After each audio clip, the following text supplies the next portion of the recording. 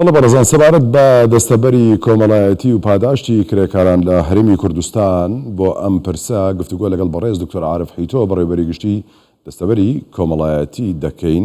بەڕێزانە نێو ستودیۆی ناوەندی کوردستان 24 لە ئێمە میوانە. دکتۆر بەخێر بێت. دکتۆر لەگەڵەوەی کە قسە لەگەڵ دەکەم پرسیار لێ دەکەم سەبارەت بە دەستەبەری کۆمەڵایەتی ڤیدیۆڵێکیشمان دەبێت. کۆمەڵێک داتا و ژمارە هەیە کە چۆن سەردانی پرۆژەکان کراوە و چەند دەستەبەری کۆمەڵایەتی بۆ کرێکاران کراوە. هەموو ئەوانە گفتوگۆی لەگەڵ دەکەین و بە قسەش لەگەڵ جەناب دەکەین. جارێ پێش هەموو شتێک دەستەبەری کۆمەڵایەتی چێن ئەوانەی کە دەستەبەری کۆمەڵایەتی دەیانگرێتەوە کرێکارانە چێن؟ هەر کرێکارێک لە کەرتی تایبەت ئیش بکاتن باشە. یەک کرێکار بیت لە یەک پرۆژە ئیش بکاتن، تەنانەت بۆ نمونە دکانێکیش بیتن کرێکارێک لەوێ ئیش بکاتن مافی هەیە دەستەبەر بگرێتن. حتا کۆمپانیا زەبەڵاحەکان کە نزیکەی 6,000-7,000 کرێکاری هەیە پێویستە هەمووان دەستەبەر بکرێن. بۆ دەستەبەر بکرێن بۆ ئەوەی مافی پاشە ڕۆژ ئاندوا ڕۆژی ئەو کرێکارە پارێزراو بێتن لە خانەنشینی، لە قەرەبووکردنەوە، لە پێکانی کار، حتا هەر بافێکی دیکەی کە کرێکاری کەرتی گشتی هەیە یان بە کارمەندی کەرتی گشتی هەیە و ئەو کارمەندی کەرتی تایبەتیش هەبێتن. باشە ئەم کرێکارانە چێن؟ یانی هەر کرێکاری ناوخۆیینە یاخود دەکرێت کرێکارانی بیانی شەبن؟ جارێ بە تعریفێک بە کرێکار بدەن. کرێکار زۆر جار بینەرانی بەڕێز کە باسی کرێکار دەکەن وازان ئێمە باسی عەمەلە دەکەین. کرێکار هەر کەسێکی کارێک بکاتن بەرامبەر بە کرێیەک بە پێی گرێبەستێک ئەوە لە قانونە پێڵن کرێکار. بێجێ ئەوە مهندس بێ، طەبیب بێ، مستەشار بێ، خەبیرێکی تەکنیکی بێ، هەر لە قانونە ناوی کرێکارە. باشە. یعنی دەکرێت خەڵکی بیانیش هەبێت هەمویان بیانی و خویانی هەمویان بۆ مەرجەیەکە گرێبەستی دەستەبەر بکرێن، بۆ مەرجەیەکە گرێبەستیان هەبێت ئەوانە لەگەڵ ئەو کەرتی تایبەت بێت. باشە دەچین تەرکیز لەسەر ڤیدیۆڵەکە دەکەین. دەستی کار و چاودێریکردنی پرۆژەکان ئەمە لە لێژنەیەکە، چەند لێژنەیەکە کە لە وەزارەت پێکێنراوە. ئەمە هی ساڵی 2022 یعنی ئەوەی کە سەردانی پرۆژەکان کراوە 22,000 پرۆژە بوونە و دەستەبەری کۆمەڵایەتی 22,000 سەردان بڵێ 22,000 سەردان کراوە. دەستەبەری کۆمەڵایەتی بۆ 27,808 کرێکار کراوە. ئەمە چۆنە؟ ینی ئەم 27,000 ئەوەندە کرێکارە دەستەبەری کۆمەڵاتیان بۆ کراوە؟ ئەوە تازە دەستەبەر کراون لە ساڵی 2022. ئەو لیجانانە ئێمە کۆمەڵی لیجنەمان هەیە، 65 کەسمان هەیە دەسەڵاتی تەفتیشیان هەیە و نزیکەی 21 لیجنەمان هەیە لە کوردستان سەردانی پرۆژە دەستەبەرکراوەکان دەکەن، سەردانی ئەو پرۆژانە دەکەن کە هێشتا دەستەبەر نەکراون، سەردانی ئەو پرۆژانە دەکەن ئەوانەی کە یاسای دەستەبەری لەسەر هەڵدەگیرێت و هەروەها سەردانی ئەو پرۆژانەش دەکەن کە کێشەی یاساییان هەیە. ئەو سەردانانە هەر لیجنەیەک لە 3 کەس پێک دێتن. سەرۆکی لیجنەکە پشکنەرێکی وەزارەتی کاروباری و کۆمەڵایەتیە بە ئەندامەتی 2 کەسی دیکە، یەکێک نوێنەری سەندیکای کرێکارانە، یەکێک نوێنەری ژووری بازرگانیە. ئەو لیجنە تلاتیە دەسەڵاتی دەستەبەرکردن و دەرخستنی قەرارشمولی کرێکارەکان هەیە کە سەردانی پرۆژەیەک دەکەن دەڵێن من دەستەبەر نەکراوم، ئەوانە دەهێنە دایرە لەوێ دەستەبەر. باشە دەڵێ کە سەردانی ئەو پرۆژانە دەکەن کە با بڵێن ئیشکالیانەیە گرفتیانەیە هەر دەکەوێتە شمولی پرۆژە تەواو نەکراوەکان یاخود ئەوە جیایە کە 56,616 پرۆژەی تەواو نەکراون ئەمانەکە. ئەو داتای لەلای ئێمە نییە، هی داتای ئێمە نییە. 56,000 پرۆژەی تەواو نەکراو ئەگەر قەزت ئەوە بێت دەستەبەر نەکراو بێتن بە پێی یاسا هەر پرۆژەیەک کرێکاری تیا بێت پێویستە دەستەبەر بکرێتن.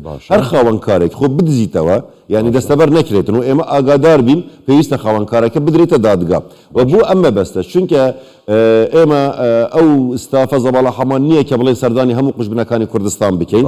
هێلێکماندانەوە هێلی 5500 هەر کەسێک لە زاخۆیەوە تا خانەقی ئەگەر تەلەفۆنی ئەو هێلا بکە بڵێ من لە فلان پرۆژە ئیش دەکەم و خاوەنکارەکەی من دەستەبەری بۆ من ناکاتن یان حاڵەتانە بووە خەڵەبەڵی زۆر بووە ژمارەی سەردانەکان ئەم ساڵ زۆرترن لە هەموو ساڵەکانی پێشووتر لەبەر ئەوەیە کە تەلەفۆن دێن ئیتر لیژنەکە ئەولەویە دەدەتە تەلەفۆنەکە سەردان دەکاتن. باشە دکتۆر دەمەوێت پرسێکی دیکە بابەتێکی دیکە کامە نوێ ڕۆژێکدا بەسەریدا تێپەڕبووین دوێنێ یادی زمانی دایک بوو. ینی ئەم کرێکارانە تا چەند ئەوە گیراوەتە بەر کە دەبێت فێری زمانی کوردی بن ئەوانەی کە بیانین ینی هیچ مەرجێکیان بۆ هەیە کە بە تەواوی فێری زمانی کوردی بن؟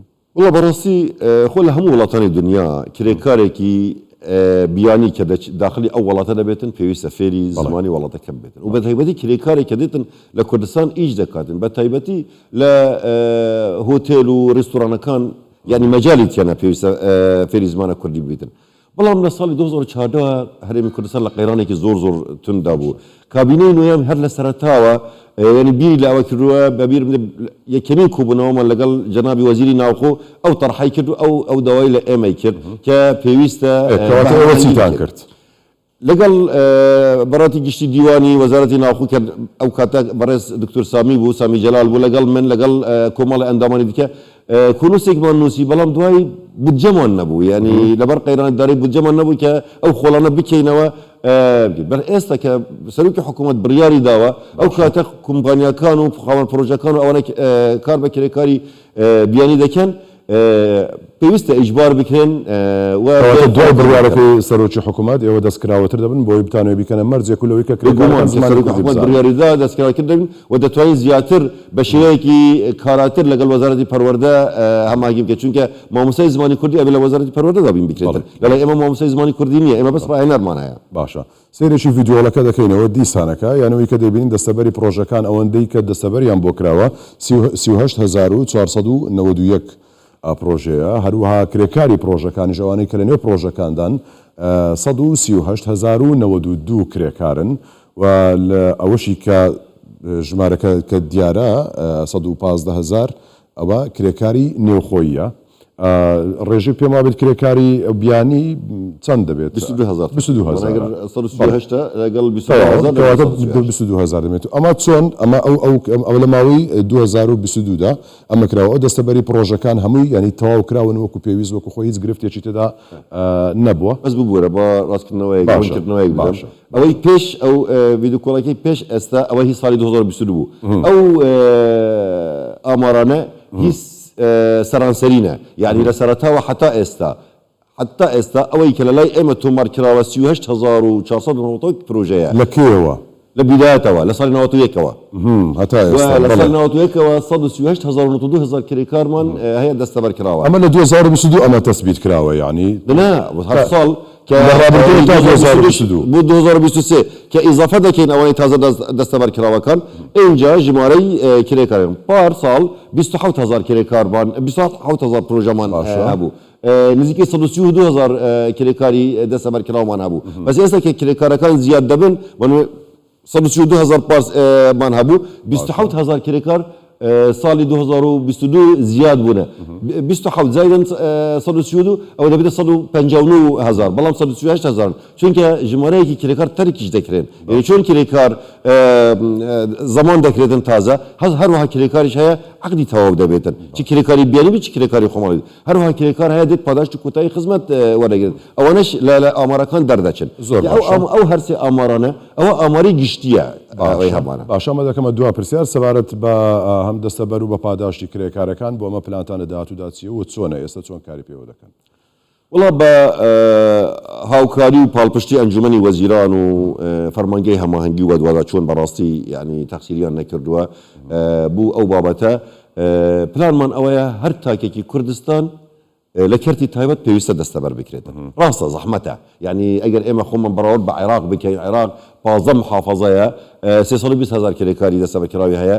ئێمە 3 محافەزەینە 138,000 کرێکارمان هەیە عێراق نزیکەی 36 میلیۆنە ئێمە 6 میلیۆنین یعنی نسبە و تەناسب ئیشی ئێمە زۆر وەکو بڵێن باشتر دیار کراوە بەس طموحی ئێمە هێشتا لەوەش زیاترە طموحی ئێمە ئەوەیە هەر کرێکارێکی کەرتی تایبەت ئیش بکاتن پێویستە دەستەبەر بکرێتن بۆ ئەوەی مافی پارێزراوە بێتن ئەوەش تاکە ڕێگەیە بوو بژاندنەوەی کەرتی تایبەت بۆ ئەوەی خەڵک ئێدی چاڕوانی دامەزان لەسەر کەرتی گشتی نەکردن بۆ ئەوەی خەڵک ئەن هەر کەسێک خەریجەکانی زانکۆ و پەیمانگەکان کە تەخەڕج دەبن یەکسەر سەیری پرۆژەکانی کەرتی تایبەت بکەن کە پشتڕاست ببن هەموو مافۆ ئیمتیازەکانی لێی پارێزراون بەڵێ بەڕێز عارف حەیتۆ بەڕێوەبەری گشتی دەستەبەری کۆمەڵایەتی زۆر سپاس بۆ تۆ ماندوومان کردیت سپاس